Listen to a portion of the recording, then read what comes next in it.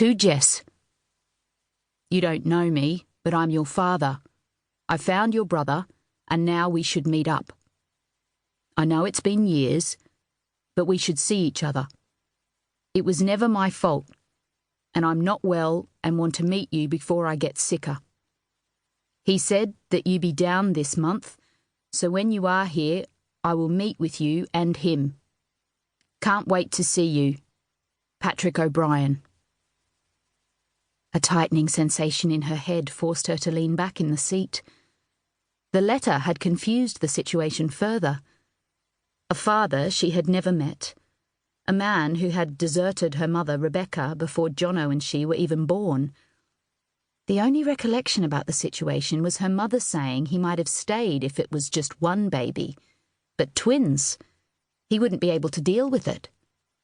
So, he had left, abandoning her young mother, who had not coped, had no family or income, and had eventually turned to a life of drugs and crime. A heavy guilt pressed down as she looked over the pages. Daniel had not been aware of the letter. She didn't want him to have to bear more burdens from her dysfunctional former life. The letter confirmed what had been apparent for a long while. She had nothing to offer but a ton of baggage. A foster kid whose mother had died from an overdose, a brother who suffered from a variety of addictions, and now a father who all of a sudden wanted to meet her. The problems never went away. They might fade into the background for a while, but sooner or later they resurfaced. They were her issues and no one else's. The letter had made her decision definite, but it still hadn't been easy. Daniel had wanted her to stay. He loved her and talked about their future, holidays and building a life together in the small town of Gowrie. But she hadn't been sure. Doubts had plagued her, muddling her thoughts and making her reasoning unclear. She needed to decide what was right and work out if it was really love she was feeling, and if it was, what would happen when it didn't last?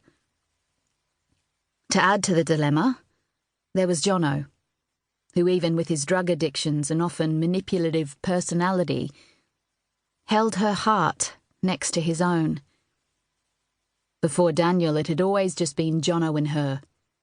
As kids, they had survived living with their mother in a variety of drug houses, and after her death from an overdose, they drifted through several foster homes and care arrangements before living on the streets of Brisbane. Jess had always managed to stay on the right track, finding jobs to keep them going, her feisty nature ensuring her survival, and eventually a courier job at the mines in Gowrie with Daniel as her boss.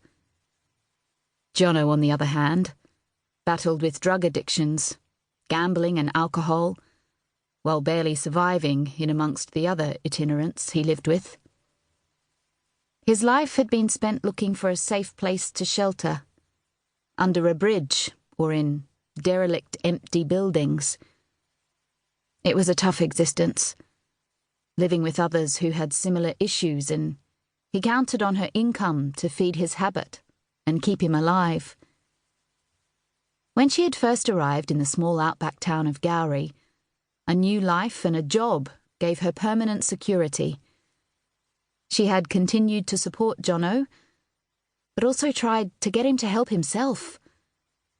Falling in love with her new boss had not been in her plans, and at first his bossy nature had clashed with her stubbornness and mistrust of others. Initially, she had resisted denying her feelings for him, passing it off as an infatuation that would pass. However, as the two of them spent more and more time together, she had allowed herself to love, and for the first time in her life, felt like she had met someone who she could be with forever. She had moved into his home, trusted and loved him, and most importantly, let him love her. But the events of the past and emotional attachment to Johnno had proved too big of a hurdle. Daniel had understood.